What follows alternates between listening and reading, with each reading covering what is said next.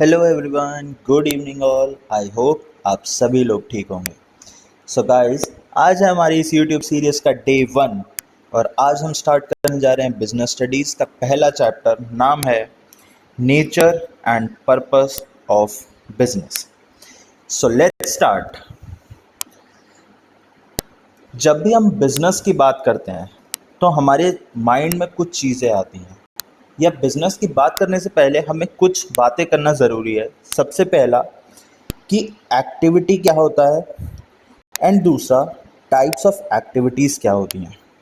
So guys, simple terms में अगर हम बात करें तो एक्टिविटी कोई भी वो एक्शन जो हम डेली लाइफ में कर रहे हैं उन सबको हम एक्टिविटी कहते हैं। आप सुबह रूटीन में अपनी एक्सरसाइज कर रहे हैं, चाहे किसी फैक्ट्री में प्रोडक्शन हो रही है, चाहे आपके पेरेंट्स ऑफिस जा रहे हैं, आप स्कूल जा रहे हैं, आपके टीचर्स आपको क्लासरूम में पढ़ा रहे हैं, नोट्स दे रहे हैं, आप टेस्ट दे रहे हैं।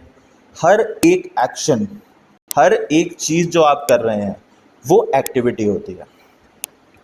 अब बात करेंगे टाइप्स ऑफ एक्टिविटीज़ की। तो एक्टिविटी को बेसिकली दो कैटेगरीज में डिवाइड किया जाता है। पहली है इकोनॉमिक और दूसरी है नॉन इकोनॉमिक।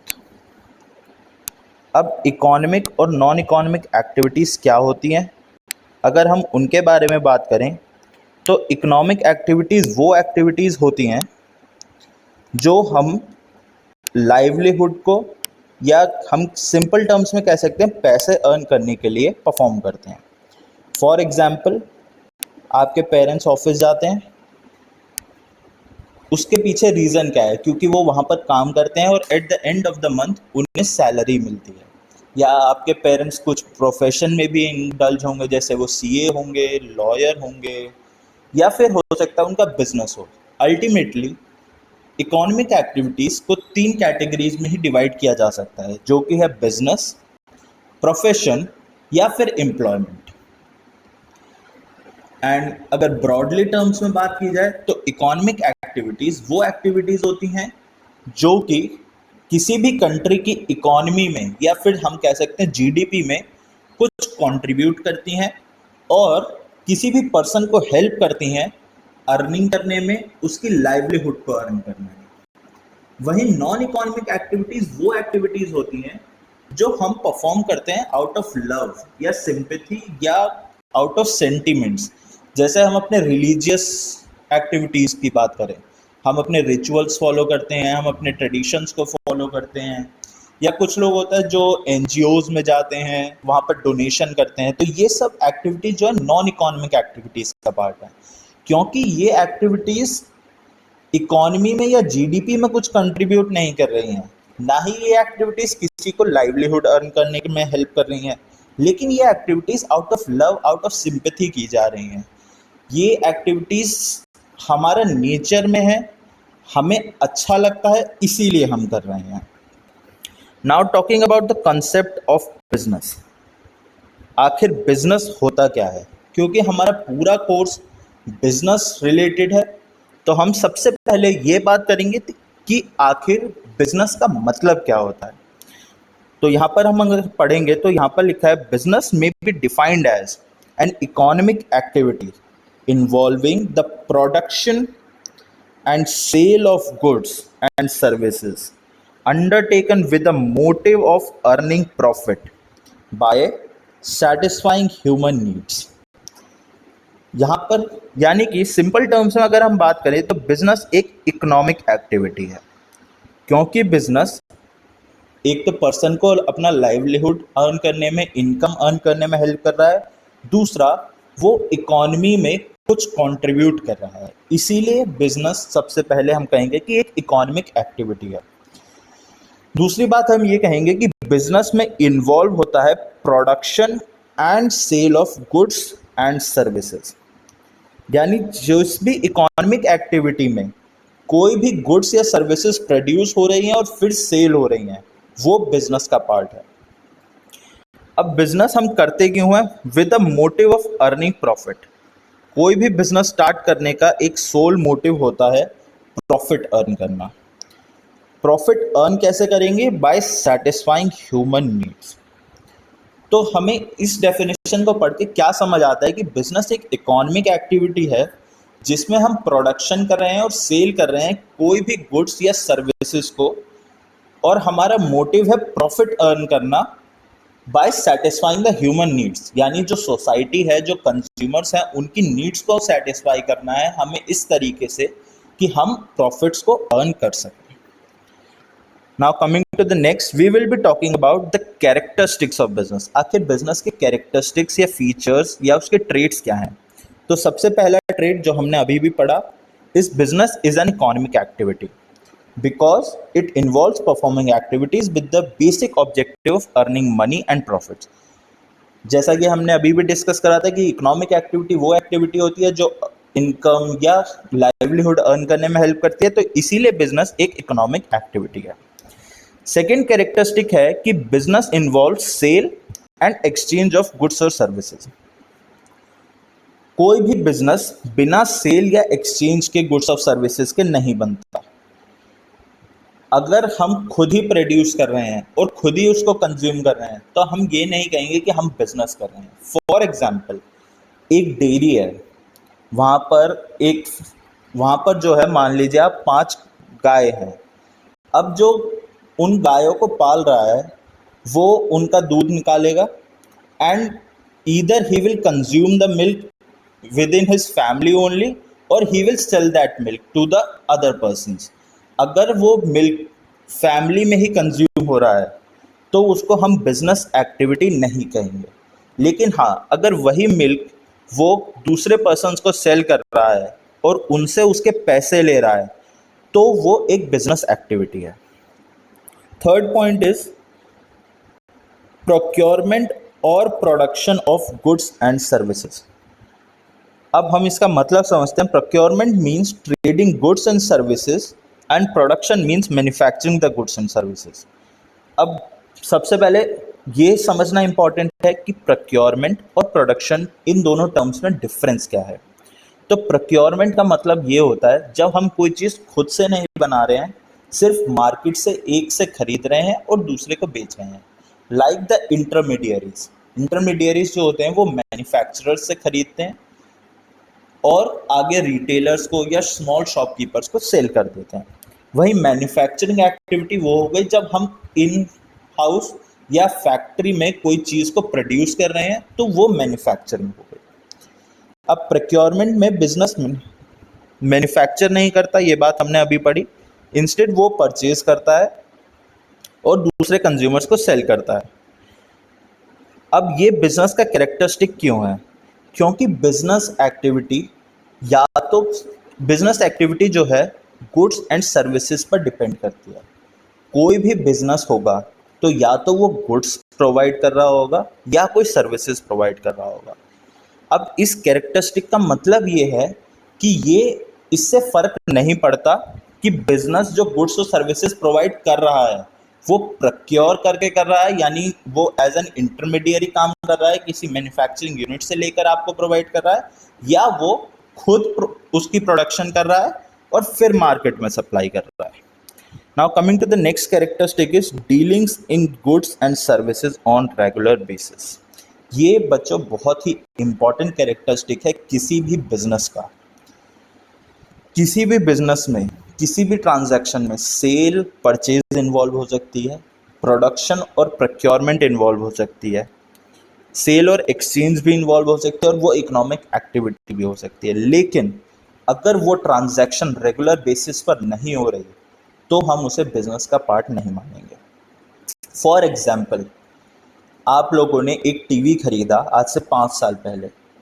अब वो टीवी पुराना हो गया, आप लोगों को उसको मार्केट में सेल करना है। आप लोगों ने सोचा कि सेकेंड हैंड टीवी है, इसको सेल कर देते हैं और फिर हम एक नया टीवी परचेज कर लेंगे।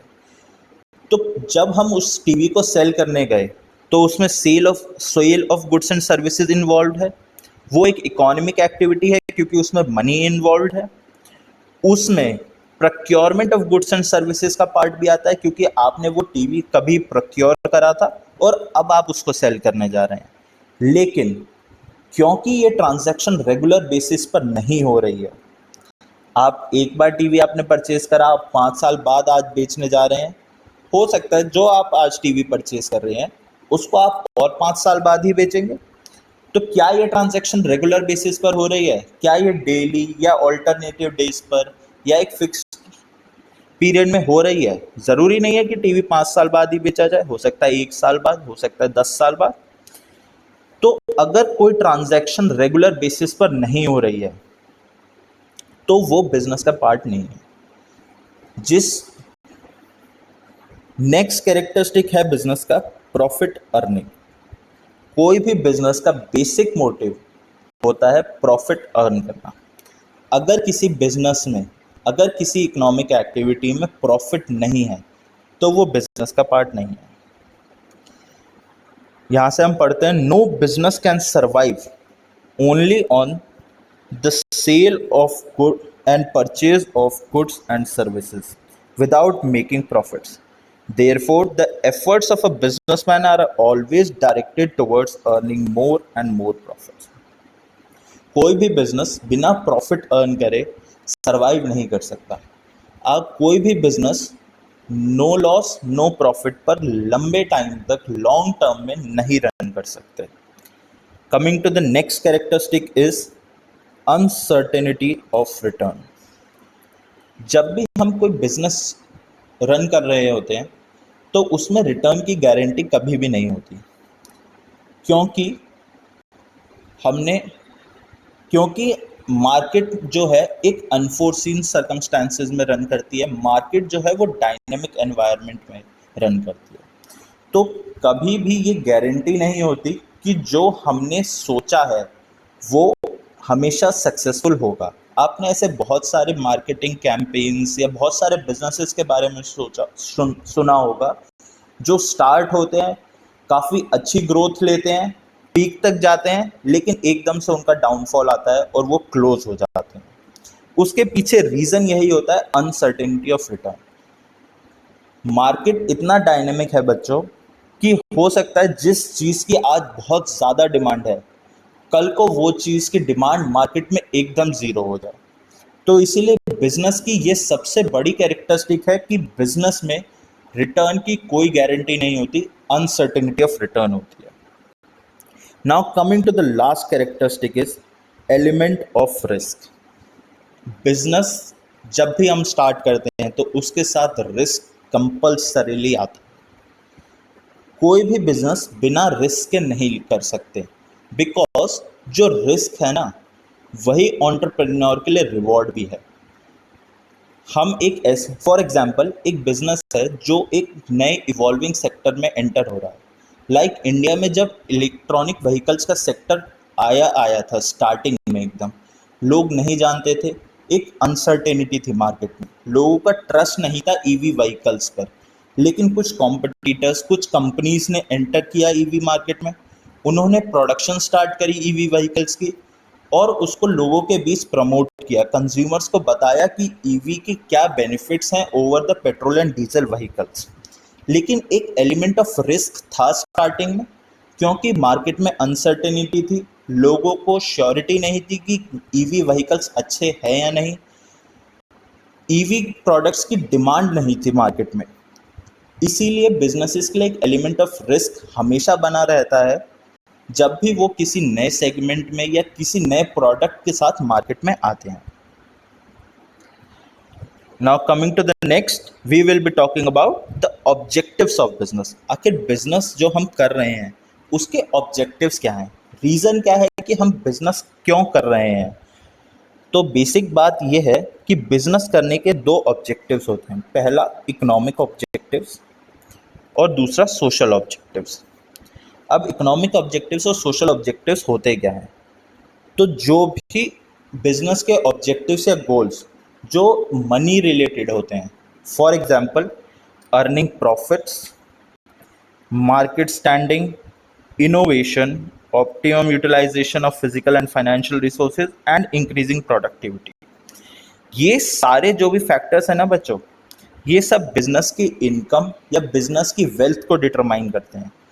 बिजनेस का क्या प्रॉफिट रेशियो है, क्या बिजनेस की मार्केट में पोजीशन है, कितना मार्केट शेयर बिजनेस के पास है, या उसकी इनोवेशन कैपेसिटी, उसका रिसर्च एंड डेवलपमेंट टीम कैसा है, उसकी इफेक्टिवनेस, एफिशिएंसी कैसी है, ये सब चीज़ें बिजनेस की वेल्थ को, बिजनेस की इनकम को, बिजनेस के प्रॉफिट्स को डिटरमाइन करती हैं। वहीं बात करते हैं अगर हम सोशल ऑब्जेक्टिव्स की, तो सोशल ऑब्जेक्टिव्स में सोसाइटी रिलेटेड जो बिजनेस की ड्यूटीज़ एंड रिस्पॉन्सिबिलिटीज़ आती हैं वो हम काउंट करते हैं। फॉर एग्जांपल, जैसे कि production and supply of quality goods and services. Business का मोटिव है कि उसको प्रॉफिट अर्न करना है, उसको मिनिमम कॉस्ट में मैक्सिमम आउटपुट निकालना है। लेकिन इसका मतलब ये नहीं है कि आप चीप क्वालिटी प्रोडक्ट्स या लो क्वालिटी प्रोडक्ट्स जो लंबे टाइम तक ना चले, जो कंज्यूमर की नीड्स को सेटिस्फाई ना कर पा रहे हो, आप ऐसे प्रोडक्ट्स मार्केट में दे रहे हैं। Second thing is avoidance of anti social and unfair trade practices. अब बच्चों, अनफेयर ट्रेड प्रैक्टिसेस या एंटी सोशल प्रैक्टिसेस क्या होते हैं? फॉर एग्जांपल, आपकी मोनोपोली है या डुओपोली है। लाइक हम एयरटेल एंड जियो की बात करते हैं। टेलीकॉम सेक्टर में इन दोनों कंपनीज की आप 100% डुओपोली तो नहीं है क्योंकि और भी कॉम्पिटिटर्स हैं, लेकिन फिर भी ये दो सबसे बड़े ब्रांड्स हैं, एयरटेल एंड जियो। जैसा कि रिसेंटली आपने देखा, एयरटेल पहले जियो ने प्राइसेस बढ़ाए, फिर एयरटेल ने, और उसके बाद सभी कंपनीज ने, जो भी इंडिया में टेलीकॉम कंपनीज हैं, उन सब ने फॉलो करा और सब ने अपने प्राइसेस को धीरे धीरे करके इंक्रीज कर दिया। रीज़न ये है क्योंकि इन दोनों कंपनीज का सबसे बड़ा मार्केट शेयर है इंडिया में, तो इसीलिए जो ये लोग डिसीजंस लेते हैं वो इम्पैक्ट करता है पूरी की पूरी इकोनॉमी को, पूरे के पूरे सेक्टर को। तो अब ये बिजनेस की ड्यूटी है कि वो इस चीज़ का बेनिफिट ना ले। फॉर एग्जांपल, जियो का मार्केट शेयर बहुत ज़्यादा है या एयरटेल का मार्केट शेयर बहुत ज़्यादा है, तो ऐसा ना हो कि वो अपने प्राइसेस को इतना हाई कर दें कि कंज्यूमर की जो रीच है या कंज्यूमर की जो पॉकेट है वो उसे अलाउ ना कर पा रही है। और मोबाइल फ़ोन क्योंकि आज की डेट में एक रिक्वायरमेंट है, डाटा आज की डेट में एक रिक्वायरमेंट है, लोगों के इससे कनेक्ट करने का एक ज़रिया है, तो लोगों को वो रिचार्ज भी लेने पड़ेंगे, लेकिन ये एक अनफेयर ट्रेड प्रैक्टिस है। Next point is generation of employment. जब एक बिजनेस स्टार्ट करते हैं तो उसमें एम्प्लॉयज़ की रिक्वायरमेंट 100% होती है, तो ये बिजनेस की ड्यूटी है कि वो एम्प्लॉयमेंट जनरेट करे ऐसे एरियाज़ में भी जहाँ पर अनएम्प्लॉयड लोग बहुत ज़्यादा हैं। फॉर एग्जांपल, बैकवर्ड एरियाज़ की बात करते हैं, हिली एरियाज़ की बात करते हैं, जहाँ पे डिफ़िकल्ट टेरेन्स हैं, ऐसे एरियाज़ की बात करते हैं। वहाँ पर अनएम्प्लॉयमेंट ज़्यादा इसीलिए है क्योंकि वहाँ पर फैक्ट्री सेटअप नहीं हो पाती, या वहाँ पर फैक्ट्री सेटअप का या प्रोडक्शन का कॉस्ट हाई है। लेकिन अगर कोई वेल स्टैब्लिश्ड बिजनेस है तो उसकी ड्यूटी है कि वो उन एरियाज़ में जाए, फैक्ट्री सेटअप करे, इंडस्ट्रीज़ लगाए, प्लांट्स लगाए, ताकि वहाँ के लोगों को माइग्रेट ना करना पड़े जॉब्स के लिए, और उन्हें अपने ही घर पर, अपने ही रीजन एरिया में जॉब्स मिल पाए। Next is welfare of employees and community service. Business की ये भी रिस्पॉन्सिबिलिटी है कि वो एम्प्लॉय वेलफेयर का ध्यान रखे, वो ये ध्यान रखे कि एम्प्लॉयज़ की जो नीड्स हैं, जो उनकी ज़रूरतें हैं एक ऑर्गेनाइजेशन में आने के बाद, चाहे वो सोशल नीड्स हैं, चाहे वो इकोनॉमिक नीड्स हैं, मॉनेटरी नीड्स हैं, वो सब नीड्स फुलफिल हो रही हैं। क्योंकि एक हैप्पी एम्प्लॉय एक हैप्पी एनवायरनमेंट बनाता है कंपनी का, और वही कंपनीज जहाँ पे एनवायरनमेंट एकदम स्मूथ होता है, अच्छा होता है, वही कंपनीज लाइफ में सक्सेस पाती हैं। And last thing is community service. Business की रिस्पॉन्सिबिलिटी है कि वो अगर सोसाइटी से कुछ ले रही है, सोसाइटी में ही अपने प्रोडक्ट सेल कर रही है, तो सोसाइटी की वेलफेयर के लिए कुछ काम भी करे। Now coming to the next is role of profit in business. अब हम ये पढ़ेंगे कि प्रॉफिट जो बिजनेस अर्न कर रहा है, यानी कि आफ्टर अपने रेवेन्यू में से जो भी उसकी कॉस्ट हैं, जो भी उसके एक्सपेंसेस हैं, उनको माइनस करने के बाद जो भी बिजनेस के पास प्रॉफिट बच रहा है, उस प्रॉफिट का बिजनेस में आखिर रोल क्या है। प्रॉफिट, हमने ये तो बात करी कि प्रॉफिट बिजनेस के लिए नेसेसरी है, प्रॉफिट अर्न करना ज़रूरी है, लॉन्ग टर्म के लिए प्रॉफिट होना ज़रूरी है, लेकिन प्रॉफिट ज़रूरी क्यों है, वो चीज़ हम यहाँ पर डिस्कस करने वाले हैं। तो सबसे पहला पॉइंट है for long term survival of business, profit helps a business to continue to exist for a long period. In the absence of profit, the establishment of particular business loses its justification. क्योंकि किसी भी business को start करने का basic motive profit earn करना है, तो अगर हम प्रॉफिट ही अर्न नहीं कर रहे तो बिजनेस स्टार्ट करने का जो जस्टिफिकेशन है, जो कॉज है या जो बिजनेस की एग्जिस्टेंस का रीजन है, वही खत्म हो जाएगा. Coming to the second point, for growth and expansion of business, profit जो है वो बिजनेस की ग्रोथ के लिए, बिजनेस के एक्सपेंशन के लिए भी रिक्वायरमेंट है. जब तक कंपनी के पास पैसा नहीं होगा तो वो नए प्रोडक्ट्स नहीं ला पाएगी मार्केट में, नए प्लांट सेटअप नहीं कर पाएगी, नई फैक्ट्रीज नहीं लगा पाएगी, नए एम्प्लॉयज़ को रिक्रूट नहीं कर पाएगी, टैलेंट को पैसा नहीं दे पाएगी. तो बेसिक पर्पस प्रॉफिट अर्न करने का ये है कि कंपनी ग्रो कर सके, कंपनी एक्सपैंड कर सके. Next point is for increasing efficiency. Profit का एक सबसे बड़ा रोल होता है एफिशिएंसी को इंक्रीज करना. अब वो एफिशिएंसी इंक्रीज कैसे होगी? Profit motivates the owners as well as workers to do their best. As a result of higher profits, employee gets adequate compensation. अब इसका मतलब ये है कि जब कंपनी के पास प्रॉफिट्स होंगे तो वो ज़्यादा सैलरीज दे पाएंगे. जब वो हायर सैलरीज पे कर पाएंगी तो वो स्पेशलाइज्ड टैलेंट को कंपनीज में ला सकती हैं. अगर एक नॉर्मल एम्प्लॉय और एक एम्प्लॉय जिसके पास बहुत सारी डिग्रीज हैं, उसने किसी एक पर्टिकुलर फील्ड में स्पेशलाइजेशन कर रखा है, उसको एक्सपीरियंस है, तो दोनों के वेजेस में ऑब्वियसली डिफरेंस होगा. तो अगर कंपनी को अपने आप को एफिशिएंट बनाना है, अपनी एफिशिएंसी को इंक्रीज करना है, तो कंपनी फोकस करेगी कि वो एक स्पेशलाइज्ड एम्प्लॉय को, जिसको एक पर्टिकुलर फील्ड में एक्सपर्ट नॉलेज है, उसको एम्प्लॉय करे. लेकिन उसको एम्प्लॉय करने के लिए कंपनी को वेजेस भी ज़्यादा पे करने पड़ेंगे और उसके लिए प्रॉफिट्स की रिक्वायरमेंट होती है. Next point is for building Prestige and recognition. अब प्रॉफिट प्रेस्टीज और रिकग्निशन से कैसे लिंक्ड है? तो उसका सिंपल सा रीज़न ये है कि कोई भी लॉस मेकिंग कंपनी को ना इन्वेस्टर्स, लॉस मेकिंग कंपनी जो है उस पर सबकी नज़र होती है. रीज़न, क्योंकि इन्वेस्टर्स को डर हमेशा बना रहता है कि उनको उनका रिटर्न, उनको उनके पैसे पे रिटर्न मिलेगा या नहीं. जो सप्लायर्स हैं उनको हमेशा डर बना रहता है कि उनको जो उन्होंने मटेरियल सप्लाई करा है उसका पैसा मिलेगा या नहीं.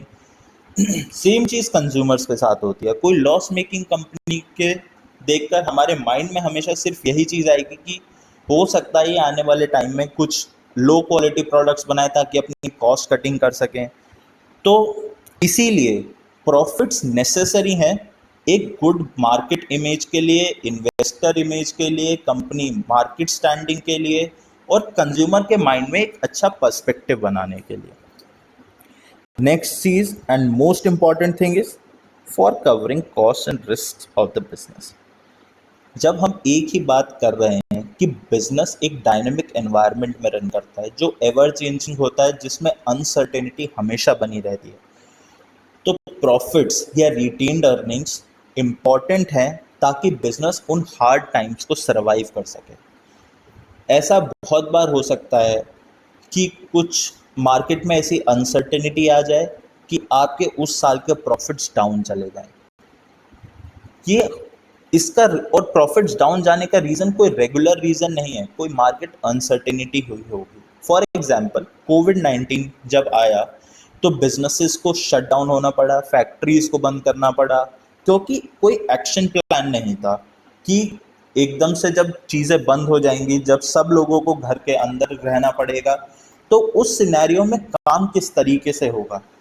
तो कंपनीज को सेटल होने में, सिचुएशन में टाइम लगा. तो ये एक अनसर्टेन पीरियड था और उस टाइम पर अगर कंपनी के पास कुछ रिटेन्ड अर्निंग्स ना हो, कोई प्रॉफिट्स ना हो, तो कंपनी अपनी कॉस्ट को कवर कैसे करेगी. Now coming to the next, we will be talking about the economic activities. हमने अभी पीछे ही बात करी थी कि इकोनॉमिक एक्टिविटीज़ को 3 क्राइटेरिया में डिवाइड किया जाता है: बिजनेस, प्रोफेशन एंड एम्प्लॉयमेंट. अब हम बात ये करेंगे कि बिजनेस, प्रोफेशन और एम्प्लॉयमेंट आखिर होते क्या क्या हैं.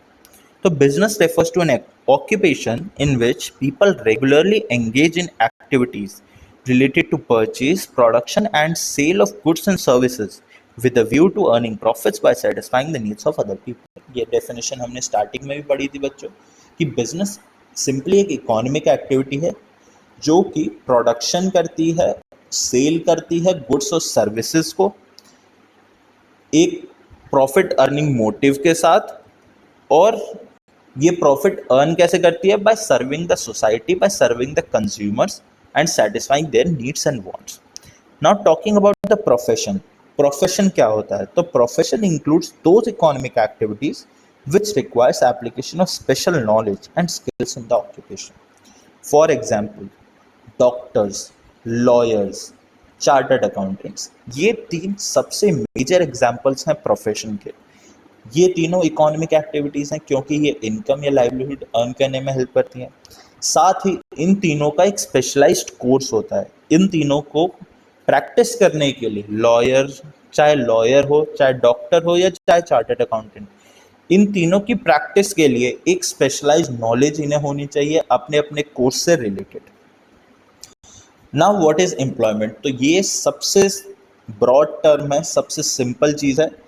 जो एम्प्लॉयज़ कंपनी में काम करते हैं, जिनको अपने काम के बदले में, यानी जो वो वर्क कंपनी के लिए कर रहे हैं, उसके रिटर्न में उन्हें जो वेजेस मिलते हैं, जो रेम्युनरेशन मिलता है, उस चीज़ को या उस कॉन्ट्रैक्ट को, एम्प्लॉयर एम्प्लॉय के बीच का जो कॉन्ट्रैक्ट है, उसे एम्प्लॉयमेंट कहते हैं. Now these are the differences between the three: business, profession and employment. तो अगर हम डिफरेंसेस को एक बार ओवरव्यू के फॉर्म में देखें तो सबसे पहला डिफरेंस है मोड ऑफ स्टैब्लिशमेंट के बेसिस पर. जो बिजनेस है उसके लिए लीगल फॉर्मेलिटीज़ की रिक्वायरमेंट होती है और एक एंटरप्रेन्योर की रिक्वायरमेंट होती है. वहीं प्रोफेशन के लिए जो है बॉडी एसोसिएशंस होती हैं. जैसे अगर आपको डॉक्टर बनना है तो उसके लिए ऑल इंडिया मेडिकल एसोसिएशन है. अगर आपको लॉयर बनना है तो उसके लिए बार काउंसिल्स हैं. तो अगर आपको लॉ प्रैक्टिस करना है या आपको मेडिकल प्रैक्टिस करना है इंडिया में, तो आपको इन काउंसिल्स का या इन प्रोफेशनल बॉडीज़ का पार्ट बनना पड़ेगा. वहीं एम्प्लॉयमेंट के लिए आपको कंपनी से ऑफर लेटर और अपॉइंटमेंट लेटर चाहिए. नेचर ऑफ वर्क की बात करें तो बिजनेस का जो काम है वो है गुड्स और सर्विसेज सोसाइटी में प्रोवाइड करना. वहीं प्रोफेशन जो है उनका काम है वो एक्सपर्ट और पर्सनलाइज सर्विसेज प्रोवाइड करते हैं. फॉर एग्जांपल, लॉ की बात करें, हो सकता है हर पर्सन का जो भी वकील के पास जाता है या जो भी लॉयर के पास जाता है उसका डिफरेंट केस होता है. किसी को किसी चीज़ से प्रॉब्लम है, किसी को कोई और कंप्लेंट है. तो वकील जो है, लॉयर जो है, वो सेम कंसल्टेंसी तो हर पर्सन को नहीं देगा क्योंकि हर किसी का केस डिफरेंट है. तो हर किसी के लिए कंसल्टेंसी डिफरेंट है, हर किसी के लिए अलग सेक्शन लगेगा. तो हर किसी को एक पर्सनलाइज सर्विस प्रोवाइड करना प्रोफेशन का काम है. वहीं एम्प्लॉयमेंट में जो भी टास्क या जो भी काम कंपनी एम्प्लॉयज़ को देती है, एम्प्लॉय का काम है कि वो उस टास्क को कंप्लीट करे टाइमली. अब बात करते हैं क्वालिफिकेशन की. तो बिजनेस के लिए कोई भी मिनिमम क्वालिफिकेशन नहीं होती. ये कंपलसरी नहीं है कि आपने 10th कर रखी हो या 12th कर रखी हो, ग्रेजुएशन कर रखी हो. आपको बिजनेस स्टार्ट करना है तो आप लाइफ में किसी भी पॉइंट पर बिजनेस स्टार्ट कर सकते हैं जब आपको उस बिजनेस की नॉलेज हो. लेकिन प्रोफेशन के लिए ऐसा नहीं है. प्रोफेशन के लिए जो डिग्री है, जैसे लॉयर बनने के लिए आपको लॉ LLB का कोर्स कंप्लीट करना ही पड़ेगा. आपको डॉक्टर बनने के लिए मेडिकल का कोर्स जो कि MBBS होता है उसको कंप्लीट करना पड़ेगा. चार्टर्ड अकाउंटेंट बनने के लिए आपको CA के सारे एग्जाम्स क्लियर करने पड़ेंगे. वहीं एम्प्लॉयमेंट की बात की जाए तो एम्प्लॉयमेंट की जो क्वालिफिकेशन है वो डिपेंड करती है एम्प्लॉयर पर. हो सकता है किसी बिजनेस को सिर्फ एक अकाउंटेंट की रिक्वायरमेंट हो तो एम्प्लॉय की क्वालिफिकेशन अकाउंटेंसी में होनी चाहिए. हो सकता है चार्टर्ड अकाउंटेंट की रिक्वायरमेंट हो तो CA होना चाहिए. हो सकता है सॉफ्टवेयर इंजीनियर की रिक्वायरमेंट हो. तो as per the requirement of the company, qualification in employment is determined. Reward और रिटर्न की बात करें तो बिजनेस का रिवॉर्ड है प्रॉफिट, प्रोफेशन का रिवॉर्ड है प्रोफेशनल फी, और एम्प्लॉयमेंट का रिवॉर्ड है सैलरी या वेजेस। कैपिटल इन्वेस्टमेंट की बात करें तो सिर्फ बिजनेस में मेजर कैपिटल इन्वेस्टमेंट की रिक्वायरमेंट होती है। प्रोफेशन में कैपिटल इन्वेस्टमेंट की रिक्वायरमेंट उस पॉइंट पर आती है जब आप अपना प्रैक्टिस कर रहे हैं, आप अपना हॉस्पिटल सेटअप कर रहे हैं या अपना लॉ फर्म सेटअप कर रहे हैं। उस केस में भी आप एक लिमिटेड फी के साथ जा सकते हैं, आप एक लिमिटेड कैपिटल इन्वेस्टमेंट के साथ जा सकते हैं। लेकिन बिजनेस में अगर आप मैन्युफैक्चरिंग फर्म है बेसिकली, तो आपको ह्यूज कैपिटल इन्वेस्टमेंट की रिक्वायरमेंट है, क्योंकि आपको प्लांट सेटअप करना है, मशीनरीज परचेज करनी है, रॉ मटेरियल परचेज करना है, एम्प्लॉयज वर्कर्स चाहिए आपको। वहीं एम्प्लॉयमेंट में कोई भी कैपिटल की रिक्वायरमेंट नहीं होती, आपको सिंपली ऑफिस जाना होता है, वहाँ पर काम करते हैं, तो इसमें आपका कोई कैपिटल इन्वेस्टमेंट नहीं होता।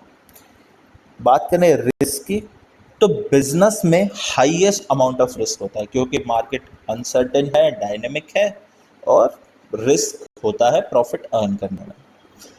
प्रोफेशन में फी जो है वो जनरली रेगुलर बेसिस पर होती है और काइंड ऑफ सर्टेन होती है, रिस्क बहुत कम होता है। रिस्क किस केस में होता है, जैसे आप अपनी प्रैक्टिस कर रहे हैं तो हो सकता है आपके पास केसेस कभी बहुत ज़्यादा कभी बहुत कम हो सकता है आप जैसे मान लीजिए लॉयर हैं, तो एक पॉइंट पर हो सकता है आपके पास केसेस हो लॉ के, हो सकता है कभी केसेस ना भी हो, तो इसलिए सम अमाउंट ऑफ रिस्क है, लेकिन फिर भी एक regular certain amount of fees है वहाँ पर। एम्प्लॉयमेंट में कोई भी रिस्क नहीं है, ऐसा यहाँ पर तो लिखा है कि एम्प्लॉयमेंट में कोई रिस्क नहीं है, लेकिन ऐसा हम कह नहीं सकते आज की डेट में, क्योंकि जिस तरह का मार्केट सिनेरियो बना हुआ है, जॉब लॉस बहुत ज़्यादा है इस टाइम पर।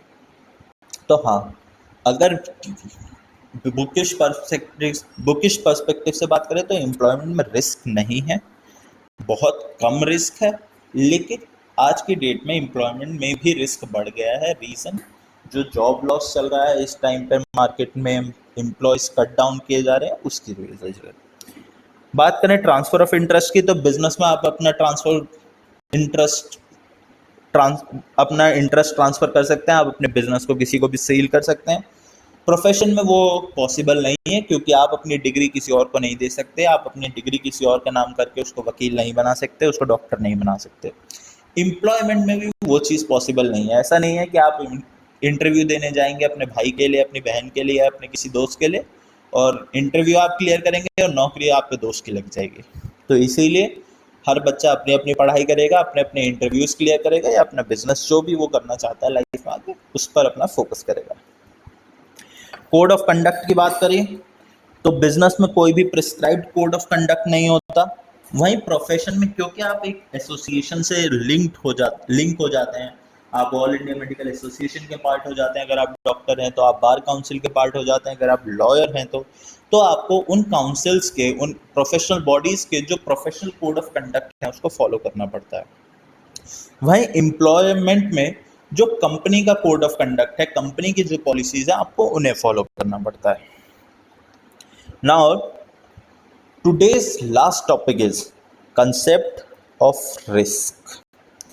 रिस्क क्या होता है? हम इतनी देर से बात कर रहे हैं बिजनेस अनसर्टेन एनवायरनमेंट में काम करता है, डायनेमिक एनवायरनमेंट में काम करता है, रिस्क है प्रॉफिट अर्निंग में, रिवॉर्ड जो रिस्क बिजनेस लेता है उसका ही रिवॉर्ड है प्रॉफिट। तो आखिर रिस्क है क्या?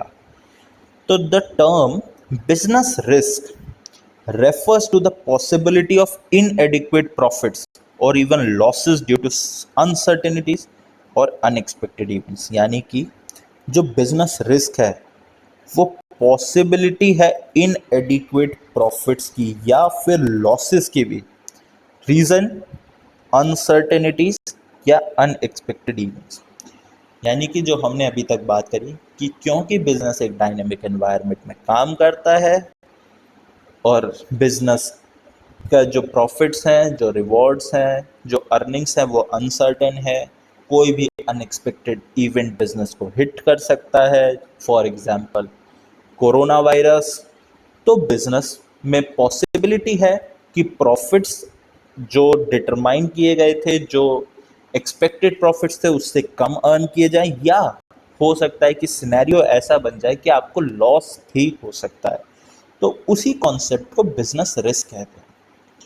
देखो, मैं जानता हूँ तुम लोग बार बार एक ही चीज़ सुनकर कि डायनेमिक एनवायरनमेंट, अनसर्टेन एनवायरनमेंट, थोड़ा इरिटेट हो गए होगे। पर देखो बच्चों, बिजनेस स्टडीज जो है वो बिजनेस से रिलेटेड है पूरा। हम इस साल और अगले साल क्लास 11th में और क्लास 12th में दोनों साल बिजनेस के बारे में बात करने वाले हैं। इस साल हम बिजनेस को पूरा बाहर से पढ़ेंगे। नेक्स्ट ईयर जब हम बिजनेस स्टडीज पढ़ेंगे तो हम बिजनेस के इंटरनल एनवायरनमेंट को पढ़ेंगे। हम पढ़ेंगे कि बिजनेस में रिक्रूटमेंट कैसे होता है, प्लानिंग कैसे होती है, बिजनेस में कैपिटल इन्वेस्टमेंट, फाइनेंशियल इन्वेस्टमेंट को कैसे डिटरमाइन किया जाता है, मार्केटिंग प्रोजेक्ट्स कैसे बनाए जाते हैं। तो ये चीज़ आप लोगों को इस साल और अगले साल भी याद रखनी है कि बिजनेस एक डायनेमिक और अनसर्टेन एनवायरनमेंट में काम करता है जो हमेशा चेंज होता रहता है। Now talking about the next types of risk. तो बेसिकली दो तरह के रिस्क होते हैं, pure risk and speculative risk. अब प्योर रिस्क और स्पेकुलेटिव रिस्क होते क्या हैं? तो business risk that are uncontrollable by humans and result in a loss or no loss with no chance of financial gain. यानी वो रिस्क या वो बिजनेस एक्टिविटीज में रिस्क जो कि ह्यूमन कंट्रोल के बाहर हैं और जिसमें लॉस होगा या नो लॉस होगा with no chance of financial gain. यानी या तो लॉस होगा या कोई भी गेन नहीं होगा, वो प्योर रिस्क का केस है। फॉर एग्जाम्पल, जैसे फायर, आग लग गई, फ्लड आ गई, या कोई भी नेचुरल डिजास्टर हो गया, या कोई टेररिस्ट अटैक हो गया, तो उस केस में गुड्स का लॉस होगा ही होगा। उस केस में प्रॉफिट का तो कोई चांस ही नहीं बनता ना। उस केस में आपका सिर्फ और सिर्फ लॉस ही होगा। मान लो आपके गोडाउन में आग लग गई, तो गोडाउन में आग लग गई तो या तो आपके जो गुड्स हैं वो जल जाएंगे या तो बच जाएंगे। क्या आपका इस पूरी सिचुएशन में कहीं भी कोई गेन हुआ? नहीं। या तो आप लॉस से बच जाएंगे या तो आपका लॉस हो जाएगा। लेकिन स्पेकुलेटिव रिस्क में क्या होता है, जो हम रिस्क लेते हैं, जो हम एक्टिविटीज करते हैं, या तो उससे हमें गेन होता है या तो हमें उससे लॉस हो जाता है। For example, market conditions, electronic vehicles का फिर से एग्जाम्पल लेते हैं, जो ईवी सेक्टर का भी हम बात कर रहे थे। ईवी इंडिया में लॉन्च की गई, मार्केट में एक रिस्क था, अनसर्टेनिटी थी। जिन बिजनेसेस ने ईवी को अडॉप्ट करा, गवर्नमेंट ने उनका सपोर्ट करा, कंसेशंस दिए, सब्सिडीज दी, और आज ईवी का मार्केट भी इंडिया में बढ़ रहा है स्लोली एंड ग्रेजुअली। तो क्या जिन बिजनेसेस ने ईवी को स्टार्ट करा उनके लिए लॉस हुआ या गेन हुआ? उनके लिए गेन हुआ। एक और एग्जांपल लेते हैं। मान लो दो सेक्टर, ऑटोमोबाइल सेक्टर का एग्जांपल लेते हैं। एक ईवी ऑटोमोबाइल्स बनाने वाली कंपनीज है और एक कंपनी है जो पेट्रोल डीजल के नॉर्मल व्हीकल्स बनाती है। गवर्नमेंट ने आज अनाउंस कर दिया कि आज से ईवी की जितनी भी कार्स या बाइक्स, जो भी टू व्हीलर्स बिकेंगे, उस पर गवर्नमेंट 20% सब्सिडी देगी। चेंज इन मार्केट कंडीशन हुआ, लोगों का इंटरेस्ट ईवी में बढ़ेगा, तो एक बिजनेस को लॉस हुआ, एक बिजनेस को गेन हुआ। क्या कोई भी बिजनेस ऐसा रहा जो नो प्रॉफिट नो लॉस पे बैठा हो? Answer is no, mostly no. Real life situation में नो। रीजन, क्योंकि ईवी में सब्सिडी दी गई है तो ईवी सेक्टर इंक्रीज होगा, ईवी सेक्टर का जो रेवेन्यू है वो इंक्रीज होगा, वहीं जो पेट्रोल डीजल व्हीकल्स हैं उनकी सेल कम होगी। Now talking about the nature of business risk. अब बिजनेस रिस्क का क्या नेचर होता है या उसके क्या कैरेक्टरिस्टिक्स होते हैं? तो सबसे पहला है uncertainties in business. Uncertainties cause business risk. Uncertainties refer to lack of knowledge. It is a situation when you do not know what will happen in the future. यहाँ पर ये लिखा है सिंपल टर्म्स में, अगर हम बात करें कि अनसर्टेनिटीज की वजह से ही बिजनेस रिस्क अराइज होता है। अब अनसर्टेनिटीज होता क्या है? अनसर्टेनिटीज होता है लैक ऑफ नॉलेज या lack of future expected events. जब कोविड आया तो क्या किसी को पता था कि कोरोना आने वाला है? नहीं ना। लेकिन जब कोरोना आया तो वो एक अनसर्टेन सिचुएशन बन गई क्योंकि उसकी नॉलेज किसी को नहीं थी, और उस कोविड पीरियड की वजह से बिजनेस रिस्क अराइज हुआ। Talking about the next thing is risk is an essential part of every business. अब इसका मतलब क्या है कि कोई भी बिजनेस रिस्क को अवॉइड नहीं कर सकता और बिना रिस्क के काम भी नहीं कर सकता। फिर मैं वही बात कहूँगा, क्योंकि बिजनेस डायनेमिक एनवायरनमेंट में काम कर रहा है तो अनसर्टेनिटी होगी और रिस्क भी होगा। Simple. Now next thing is degree of risk depends on nature and size of business. अब जो रिस्क का अमाउंट है ना, वो बिजनेस के नेचर पर और बिजनेस की साइज पर डिपेंड करता है। कैसे? There is less risk there is less risk in case of business companies engaged in manufacture या purchase of necessary commodities।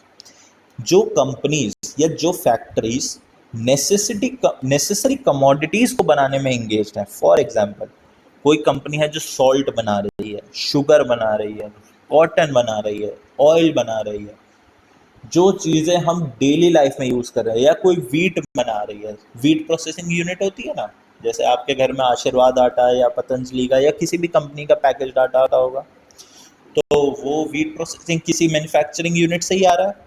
तो जो मैन्युफैक्चरिंग यूनिट्स इन चीज़ों में डील कर रही हैं, जो नेसेसरी कमोडिटीज़ है, हमारी डेली लाइफ की यूजेज में आती हैं, उन बिजनेसेस में रिस्क का अमाउंट कम होता है। रीज़न, हम एक बार को लग्जरी गुड्स छोड़ देंगे। अगर एक टाइम पर हमें पता है कि कार के प्राइसेस बहुत ज़्यादा इस टाइम महंगे हैं, या हमें मान लो रेफ्रिजरेटर ही खरीदना है, चेंज करना है अपने घर का, और इस टाइम आपको पता है कि पीक सीजन है, तो इसलिए बहुत ज़्यादा हाई प्राइजेस हैं रेफ्रिजरेटर के या एयर कंडीशनर के।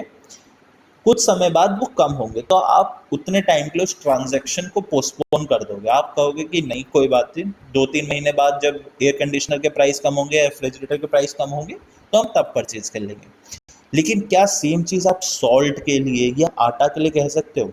नहीं। Answer is no. क्योंकि अगर आपको आज नमक चाहिए, आज आटा चाहिए, आज वीट कंज्यूम करना है, तो आपको आज ही करना है, आप उसको 2-3 महीने के लिए पोस्टपोन नहीं कर सकते। Next thing is